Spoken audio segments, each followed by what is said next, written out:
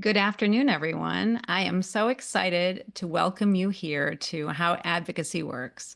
My name is Mary Churchill, and I serve as the Associate Dean for Strategic Initiatives and Community Engagement here at BU Wheelock. And that includes leading the Strategic Partnerships and Community Engagement Office, what we affectionately call the SPACE Office. Advocacy is at the heart of our work, and we believe in the power of human connection to make change happen.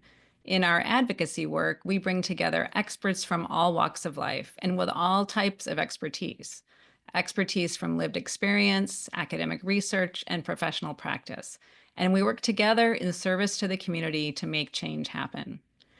We started the How Advocacy Works webinar series to highlight initiatives and projects where BU Wheelock faculty and community partners are working together to create meaningful and lasting change.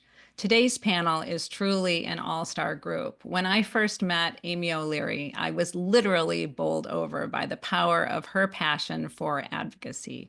Amy, Felicia, and Kate have each made a profound impact on the field of early education and care here in the state of Massachusetts, and they have brought their superpowers together to truly amplify that work.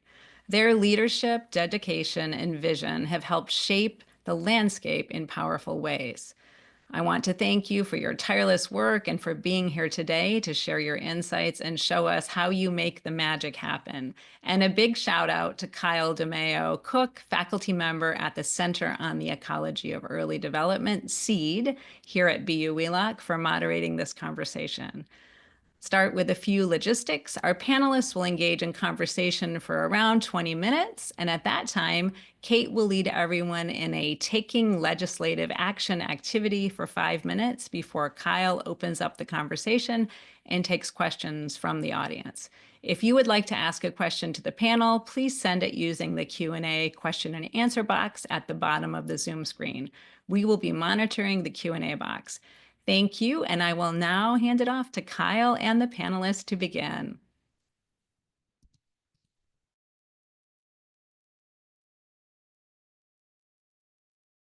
Thank you so much, Mary. It's really wonderful to be here today. I am Kyle DeMeo Cook, as she mentioned, and I am thrilled to be our moderator. We have an incredible panel today who's going to introduce themselves in just a moment. We are really thrilled to be here, and we will start first with Felicia, and then Amy, and then Kate will give a quick introduction before we jump into questions. Good afternoon, everyone. I am a board member of Strategies for Children, the early education director at BU's Children's Center, and a PhD student at UMass Boston. Glad to be here. Good afternoon. I'm Amy O'Leary, and I'm the Executive Director of Strategies for Children, the host of the 9:30 call, and a part-time instructor at Boston University Wheelock College.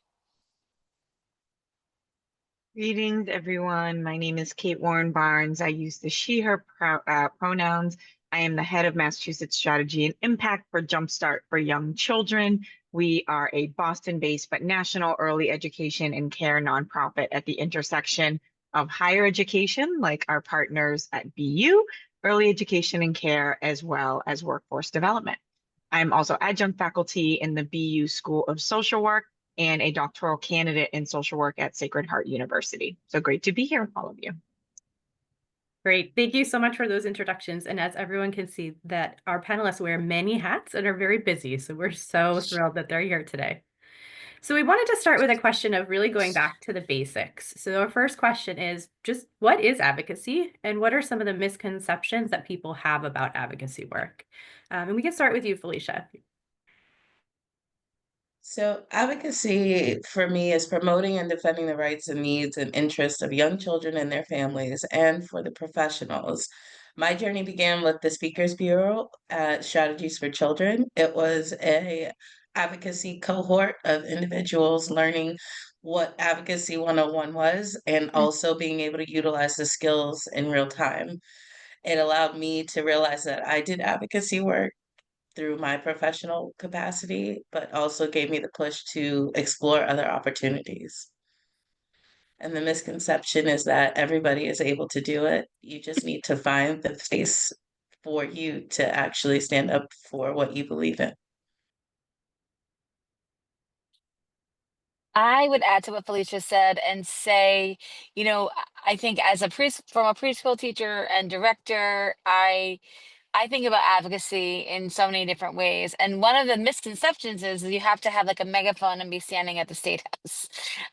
In my work at Strategies and through teaching and kind of connecting with students now who are thinking about what their pathways are going to look like around advocacy, it really is about relationships and networking and being informed and getting to the story behind the story and connecting the dots. And some of the tactics like writing a letter to the editor, getting to know your legislator, they're both tactics ways, but it's also kind of a frame of mind. When we ask this question, we hear like standing up for people, taking action, and all of those things are true. But I've really come to believe that the relationship building and kind of knowing who to contact about what and when is critical to this part of of advocacy. Yeah, and I love this question. I get asked this question a lot. What is advocacy? And one of my favorite ways to respond actually comes from a prolific local advocate, Judy Meredith, who wrote a book called Lobbying on a Shoestring. It is phenomenal. It's still in press if folks like to read about advocacy and policy. And what Judy Meredith described advocacy as is simply getting the right information to the right people at the right time. And I think the number one thing that I see from aspiring advocates is they don't know the right information, they don't know the right people, and they don't know the right time to act. And so I think those are some of the keys to some of the misinformation around advocacy. I believe that everyone has the skills they need to be an advocate. You don't need to go get a degree or do any kind of special training. It starts with knowing what you're passionate about, but then it's refining, understanding the right information, the right people, and the right time, which, spoiler alert, is why we have built in a little activity at the end of this webinar so that folks can start to understand the answer to those 3 questions. Great. This is fantastic. And many of you started to talk a little bit about your own pathways into advocacy. Is there anything else you'd like to add about how you got into this work? I think many people often feel like, where do I even start, or how do I even know that this is something to do? So you can share a little bit about your own pathway into becoming, as you think of yourself as an advocate. Amy, do you want to start? Sure. And I'm in my car because I just attended a groundbreaking for the Dorchester Boys and Girls Club around the Fieldhouse Plus. And Mary Kinsella Scannell, who runs the early childhood program there, is one of my dearest, oldest friends. And I think, in my time as being a preschool teacher at Ellis Early, now it's Ellis Early Learning, and then becoming the director, 3 years later, I really became curious about advocacy when I was in charge of now enrolling children in a very complex eligibility frame of thinking about how to best serve children and families with all of these kind of restrictions about funding levels and eligibility. And I kind of wondered out loud, like, had anyone ever met a child or a family that wrote the rules about what I had to do? And I have had incredible mentors in my life, including Margaret Blood, who is the founder of Strategies for Children. And so I had an information interview with her in the 90s when I graduated from college. And then 10 years after that informational interview, she hired me at Strategies for Children. And so I think, my journey comes as an early educator. I feel very passionate and protective about people who are doing this work every day, and want to make it easy and meaningful for ways to participate. And like Felicia said, like recognizing that many of us, especially as folks who work with children and families, have these skills already. We need opportunities to practice. We need people to give us feedback and to teach us. In one of my teaching semesters at Quinsigamond Community College, folks were kind of they couldn't believe how much I knew because I kind of present as an early childhood educator. And then when I said everybody can learn this, you can learn the legislative process, you can learn who's the head of the Ways and Means Committee, just like we learn all the accreditation standards and all the licensing regulations. But sometimes we think like that's somebody else's job, like I don't belong here. And I think the consistent message that I got was you do belong here. And that's something that I want to make sure that we're sharing with folks and helping them along the way.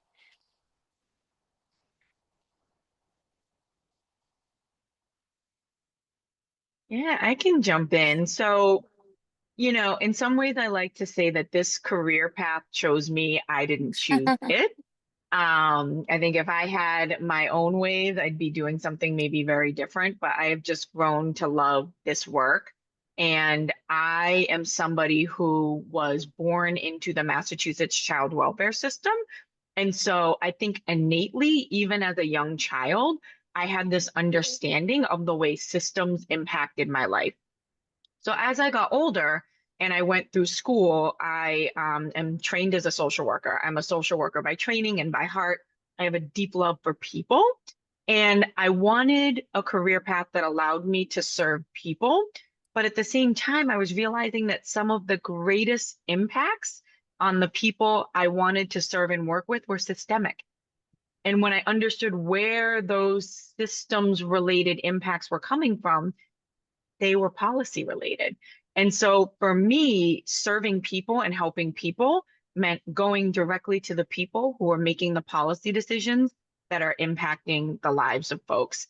And for me, that meant not just being the person that goes and does it, but finding amazing friends like Amy O'Leary to do the work with, and then finding amazing folks who are closest to impacted constituencies like Felicia, right? So doing this in community with other folks and doing it through a way that we really develop and preserve relationships to drive the change that we want to see. And then for me specifically, I'm brand new to the early education and care space. I worked for many years in healthcare policy.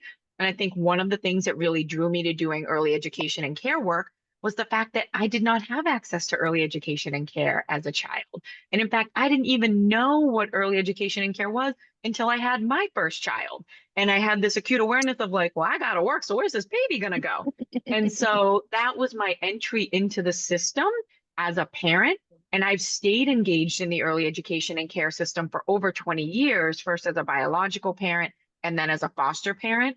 And so just having this deep, deep appreciation for the incredible work that our early educators do and wanting to have a seat at the table where I can help, hopefully, to work side by side with them to improve some of the policy conditions that directly impact our workforce. So that's a little bit about my journey to this work of advocacy and specifically why early ed.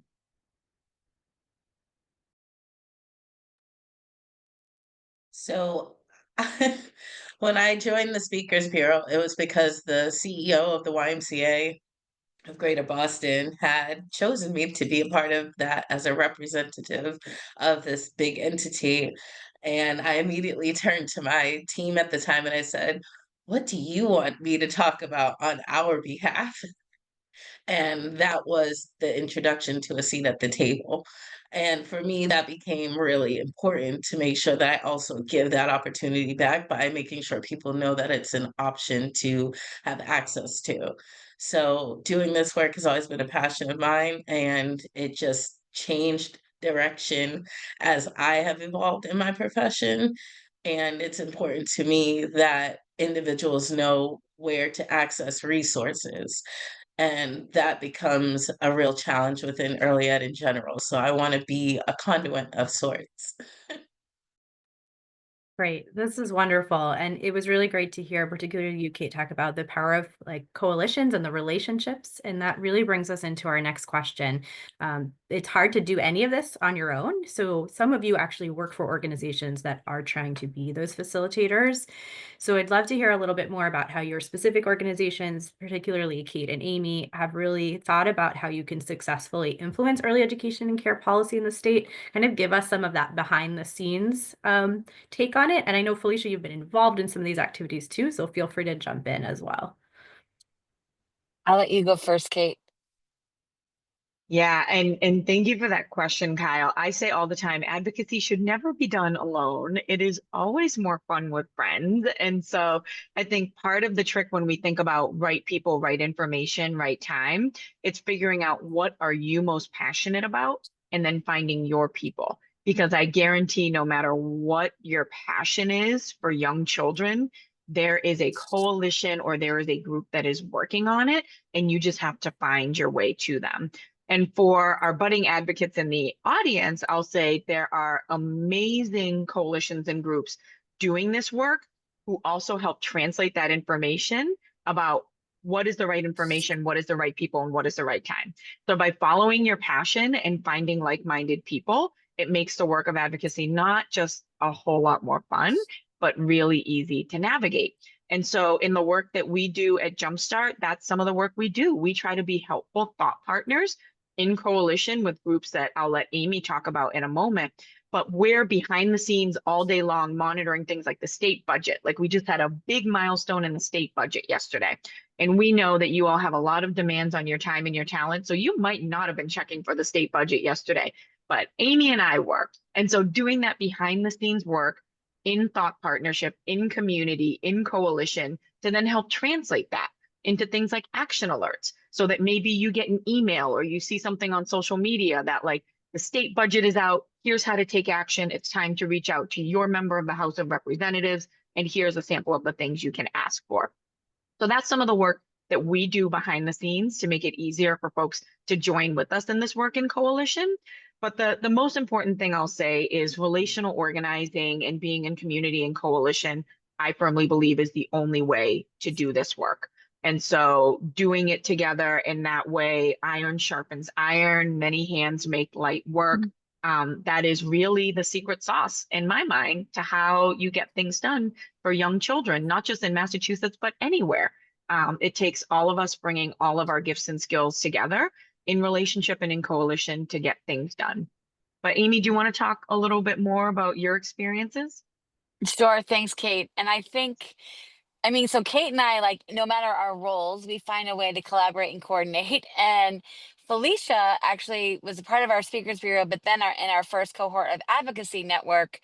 And she inspired me to think differently about who is on our governing board for Strategies for Children, and realized that we didn't have an early educator.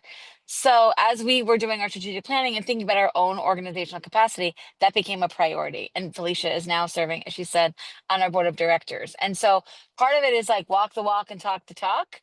But it was, I couldn't believe that I had never thought of that as somebody who kind of passionately believes that we belong. I think Strategies for Children was originally founded and kind of funded around the universal pre-K movement of the early 2000s. And we are a lean, mean team of 5 full-time people now and 1 part-time person. And we have always had the people who are doing the work at the center of what we wanted to do. That's how we wanted to develop policy. And we've seen how things have ebbed and flowed over the years. And I think now, with our kind of newest strategic plan, we believe in continuous improvement. We also know that as an organization, we have the luxury of focusing on this. I used to say it's everything I used to do is nap time when I was a director. Like I can do it full time now. But we really are thinking now about connecting people to people, people to policy, and people to power. And we struggled with the last one because I'm like, people are powerful, but there are structural leaders that we have to connect to. And that's the way we're really, and centering lived experience has also become another tenet of our work. And it is a through line of the way that we've done things. You know, when we started out, we had advisory committees, you know, both of kind of across sector and the people who are doing the work every day. And I think anytime we've thought about a policy challenge, we've always wanted to do research, like what does the research say? What are some practices? And then what does it feel like to be kind of implementing it on the ground? And we've seen, you know, the Common Start Coalition that has, you know, worked over the past few legislative sessions, which is kind of bringing folks back, you know, very similar to the process we did in the 2000, but in a very different context, different time. You know, hearing legislators talk kind of the way that they're talking about the issues that we care about is so different than we were trying to make the case for so many years. I'll say finally, we've been thinking a lot about implementation advocacy, and we learned a lot about this during the 9:30 call as we were making policy in real time, and had the partnership with the state where they would come on and say, like, we want to try this. And folks would say, like, that's not going to work. Let us give you another solution. And I'd say that's the final thing that we really want to think about, being informed by the people who are doing the work every day and offering solutions. One of my early meetings as an advocate, I met with a legislator and I basically was like, isn't that your job to figure out? And kind of got schooled because legislators have to find solutions for a lot of different things. And if we want them to be informed by what we think and what we know might work, we got to be the ones to come up with them. Right. This is so helpful. And I think your points, particularly Amy and Kate, around the work that you're doing, you're reading the budgets, you're looking at the line items, you're doing that behind the scenes work, knowing that everybody can't and shouldn't be spending their time doing that, and trying to make these easy, accessible ways to be advocates is really important work that you're all doing. Kyle, can I just add, we're also all still learning, right? I'm on the board of the Children's Investment Fund. I've learned about bond bills and allocation, which is different than the legislative session. So I think that's the other key message. Even though Kate and I and Felicia may look effortless in doing this, we are constantly learning and learning from each other and from the people who are doing the work. And that's the other piece. You're never done. As an advocate, there's always something else to learn and figure out. Great. Super important point. Thank you, Amy. The question I'm going to go to next is about some of the biggest barriers that you're seeing in being advocates for early education and care, and if there are specific strategies you've used to overcome them. And we'll start with you, Felicia. I think having a momentum and keeping a momentum, similar to what Kate said, it's really important that we have a single and unified plan forward and that collectively all the stakeholders understand what is most important, which is something that we've worked on with Strategies for Children through the Common Start Coalition. And it's Yeah. important to us that we have these different stakeholders present and communing together to have that opportunity. And it's open, which is more important because the access piece is one of the barriers. Yeah, I would say very much building off of that, Felicia, Monday is Marathon Monday here in Boston, and policy advocacy is a marathon and not a sprint. And so one of the biggest barriers, I think, for folks is they feel like things need to happen and they should happen quickly. But sometimes this work, it's slow and steady wins the race. And so just remembering that it's a marathon and not a sprint, and it's important we'll celebrate small milestones along the way, but like sometimes it can take a while to get really big victories, but staying in the work, staying persistent, really important. And then I think the other barrier I see is just confidence. People lack confidence, and this work of advocacy can sometimes feel really big and really scary. But I'll just tell you really quickly, as somebody who's been an advocate for a long time, when I talk to elected officials and say, hey, I want to bring in a group of like early educators to meet with you, or folks who care about young children, sometimes they might say things like, well, I don't have young children and I don't know much about that. And how am I going to know how to talk to them? And what are they? So they get nervous too, right? Like they get nervous too. So we're all just human. We're all doing the best we can. It's okay to get nervous around the idea of engaging with elected officials. They might be nervous to engage with us too. But just to remember that your voice matters and that you build that confidence over time. I still get nervous when I go to the state house. I still get nervous sometimes when I testify. So it's about building that muscle, staying in the race, and remembering that it's a marathon, not a sprint. And taking the marathon analogy, which we didn't even practice, but during COVID, we made signs to cheer for early educators, like we cheer for people in the marathon route. And I think one of the things that I've thought a lot about recently about barriers, it's confidence, and it's also that somebody else is going to do it for us. Where we're living right now in this time, your own personal advocacy. You don't have to talk about a bill, but you can talk about like this policy doesn't seem that it's working. We also talk a lot about no one hit wonders. It can be very tempting to reach out to somebody only when you need something, but not develop that relationship or think that they don't really care what I think. So it's really about reframing, coming from this abundance place. We have so much to offer. And Kate is right. I've been in meetings, both in Washington, D.C. and at the state. And I remember distinctly being in a meeting in Washington, D.C. with other folks in Massachusetts, and some people could not believe how much the staffer knew about the issue.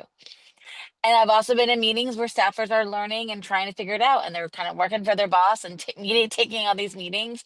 So you have to be kind of prepared. You got to be flexible, and you got to be kind of willing to take that opportunity and that risk and to follow up. We believe in handwritten notes. We try to, yes, if you do an action alert, that is one step of advocacy, but then developing that relationship, becoming the go-to. We just had a situation where a legislator had a coffee hour a family childcare provider that we know raised an issue at that coffee hour. The legislator then called us to say, what do you know about this? And now we are thinking about how can we help translate, broker, connect people who know more about the issues than we do. But it was one person. You don't need 100 people to talk about an issue. I mean, does that help sometimes? Sure. But I think assuming positive intent on all sides, that legislators want to try to figure it out. And the other lesson I've learned is not to take things personally. I can remember a 9:30 call where I think it was President Biden said something about not so great about childcare compared to education. And people were kind of out of their minds. And I kind of grabbed the camera. I'm like, people, we have other things that we have to work on, and we got to forgive him, for that right now, and use it as an opportunity to keep teaching, keep practicing, and keep being the ambassador of good information, and kindly trying to say, well, I know you thought it this way, maybe frame it this way instead. Great. Thank you so much. I love all of these marathon analogies. The timing is good for that. So what we're going to do now is actually have a really concrete activity that Kate's going to lead us through. So even after all these great examples, I know many people are still probably thinking like, okay, but what can I do like today? What could I do right now? I'm ready. So Kate is going to walk us through. There's a link in the chat box that you're welcome to open. And I believe it's also going to come up on the screen in a moment with a QR code so you can access it in a few different ways. So I'm turning it over to you, Kate. Great. Thanks, Kyle. So yes, as I mentioned, am a social worker by training. We are an action-based, competency-based community as our folks in education. So we thought, what is a webinar without an opportunity to do a little bit of taking action and practicing our competencies? And we wanted you to have a takeaway that you can take with you after this webinar as a reminder of ways to get engaged and take action. So this activity is going to help us discover the power of our constituency by figuring out who represents us. And so the focus of this is going to be on Massachusetts. So if you've joined us today and you don't live in Massachusetts, have no fear. Maybe pick a residential address or a location in Massachusetts that you feel deeply connected to, and you can use that for this activity. Otherwise, if you live in Massachusetts, wonderful. You'll be using your residential address to help discover your constituency. And when we say constituency, that just means where you live and the people who represent you. And we're going to focus specifically on the state legislature.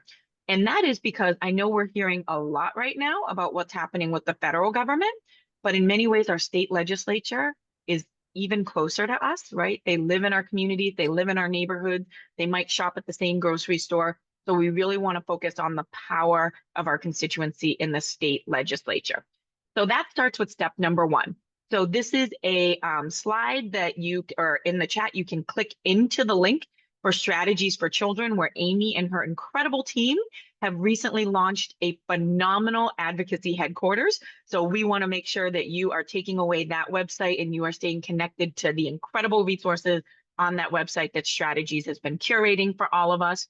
And through that link, you're going to be able to click and figure out, by using a residential address, who your state rep and your state senator are. Now, I know from the pre-registration that we have some expert advocates that have joined us today. So you might be thinking, Kate, I already know who my state rep and state senator are, but this is a moment to double check. And the reason we want to double check is sometimes special elections happen. Things change. There was actually just a special election on the North Shore this past week. So there was some change in leadership.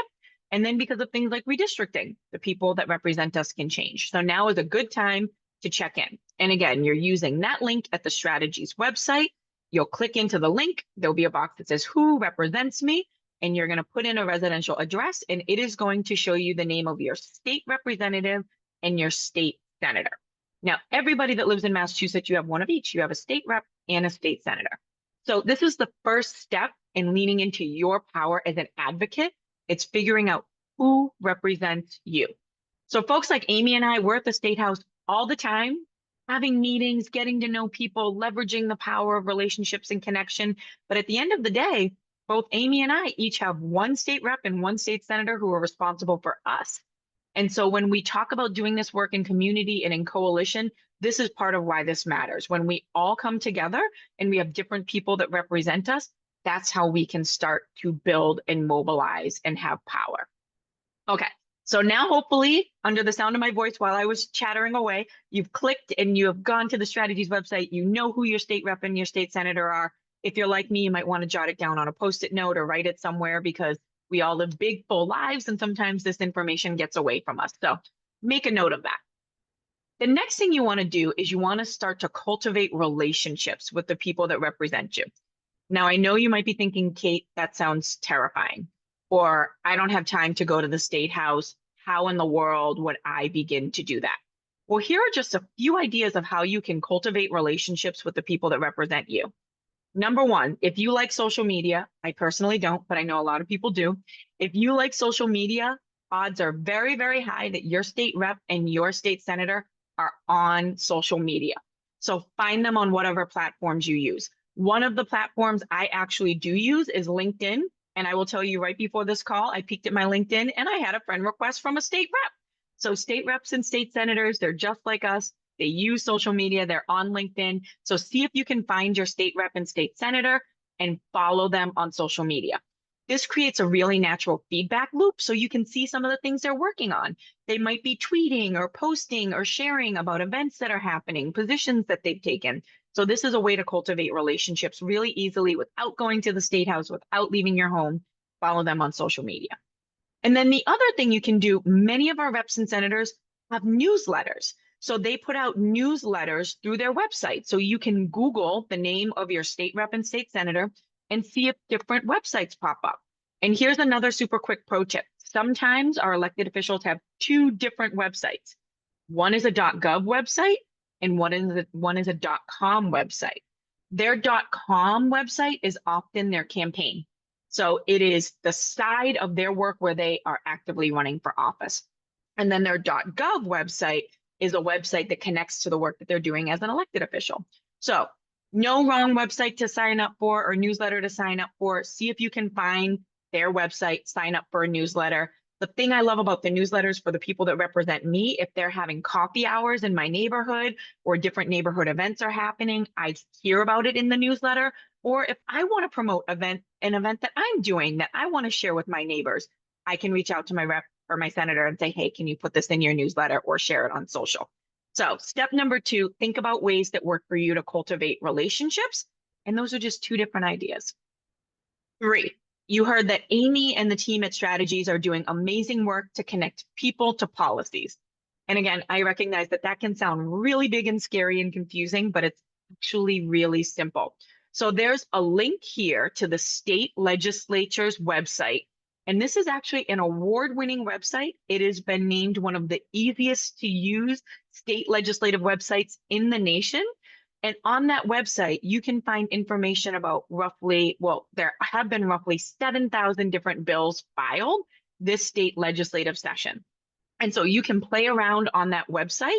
There's a search bar under the bills tab where you can put in any word that you can imagine. Sometimes what I like to do with folks is have them put in the word cats or the word cupcakes and search for that, just for fun, to see that, policy doesn't have to be this big amorphous thing. We actually have bills that have been filed in Massachusetts on both cats and cupcakes.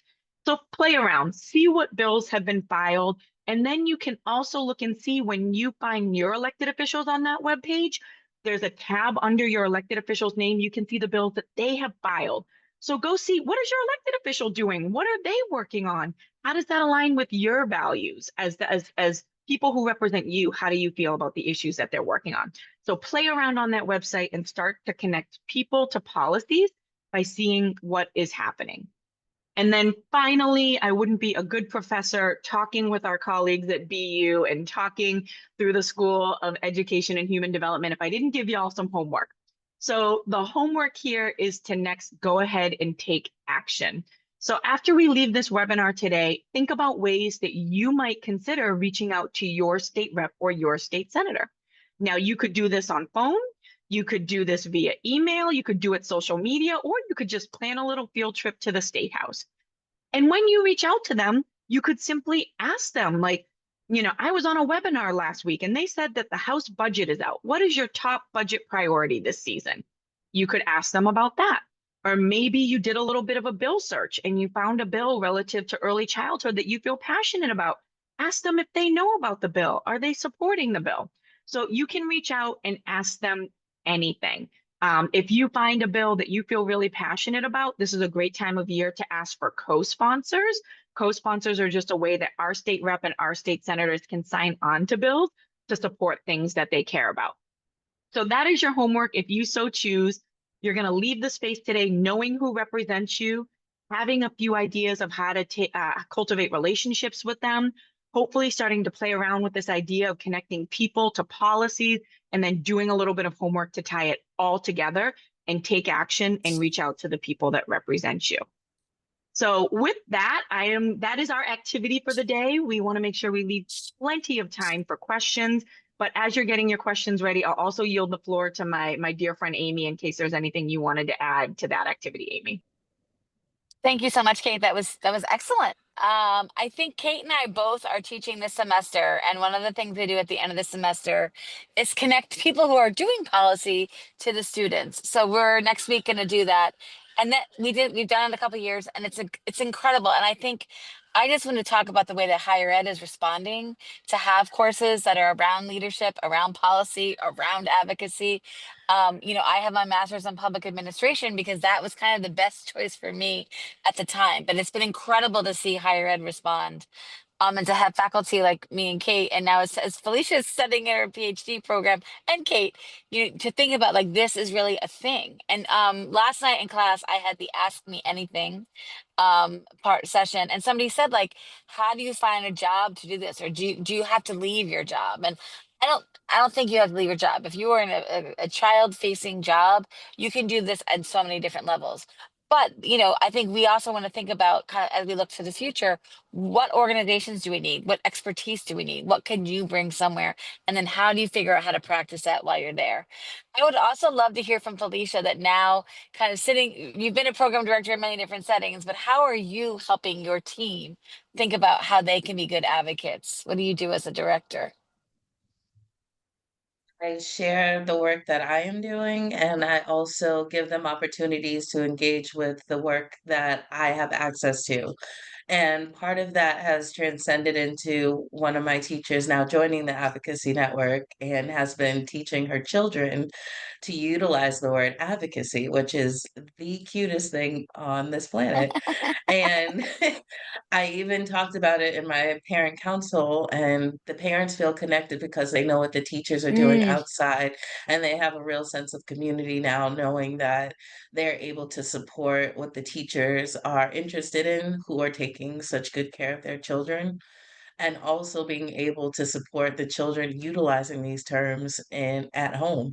The parents are kind of taken aback, but we have a posting outside of the room now, so when they get that, I'm advocating that I would like this dessert for dinner, they know why.